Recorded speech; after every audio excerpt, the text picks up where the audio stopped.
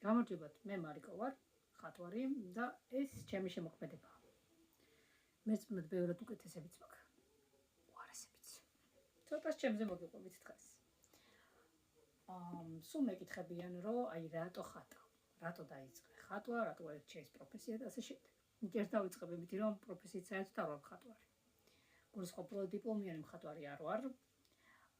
ვსწავლობდი სამხატვრო აკადემიაში, მაგრამ არ დამიმთავრებია, რადგან სამწუხაროდ ჩემი ჯანმრთელობის პრობლემები დაემთხვა და მომეწია რომ წამოსულიყავი სამხატვრო აკადემიიდან, თუმცა რამდენად არ გავჩერებულ ვარ ხატრობის მხრივ, ჩემი ისე თქვა განვითარება უფრო ციფრულ სამყაროში გადავიდა, გავხდე გრაფიკული დიზაინერი, თუმცა ესეც არ მისწავლია უნივერსიტეტში, ყველაფერი ვისწავლე YouTube-დან და დღეს თუ მე რაიმეს წარმოვადგენ, თუნდაც პროფესიულად, თუნდაც ნებისმიერ საქმიანობაში თითქმის ყველაფერი მაქვს დამოუკიდებლად შესწავლილი, ზედმეტი კოლეჯების, უნივერსიტეტების, დიპლომების და ლექტორების გარეშე. უბრალოდ გამიმართალ იმაში, რომ ინგლისური ვიცი კარგად და YouTube-დან ვისწავლე აბსოლუტურად ყველაფერი, გრაფიკული დიზაინიც, ვიდეო ედიტინგიც, მათ შორის გადაღებაც, დამონტაჟებაც, გახმოვანებაც.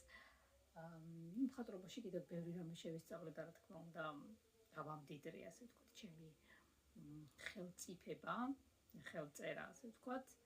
და ასე შემდეგ. ერთადერთი რაც YouTube-დან ალბათ არ მისწავლია და არსად, ეს არის ალბათ წერის მანერა. თუმცა ვერ გავიპრანჭები და ვერ გეტყვით, რომ ეხლა ან პოეტი ვარ, ან მწერალი, ასე არ არის.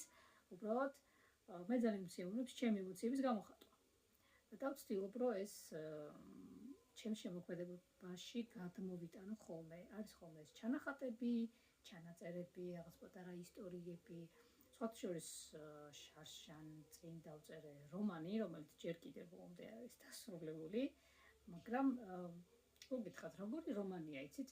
რაიმე კონკრეტული მიმართულება არ აქვს. შეიძლება ვთქვათ, რომ ნახევარად ავტობიოგრაფიულია, იმიტომ რომ ჩემი ხასიათის ადამიანზე ვსაუბრობ და რაღაც ესეც ოცნებაზე ალბათ, როგორიც შეიძლება იყოს ჩემი მომავალი.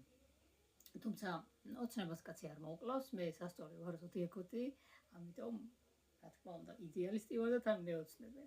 მეოცნებე იდეალისტი. ოღონდ არ ვარ პერფექციონისტი, ანუ ის ვისაც ყველაფერი უნდა რომ იდეალურად იყოს. ეგრე არ არის, იდეალისტები ცოტა სხვანაირად უყურებთ სამყაროს. იდეალისტებისთვის მაგალითად სამყარო ისედაც იდეალურია, უბრალოდ არის რაღაცები, რაც იდეალური არის და არის რაღაცები, რაც იდეალურთან ცოტა ოდნავ ახლოს არის. თუმცა ხშირად ქაოსშიც კი მიპოვია იდეალიზმი. ცოტა უცნაურია ეს ყველაფერი.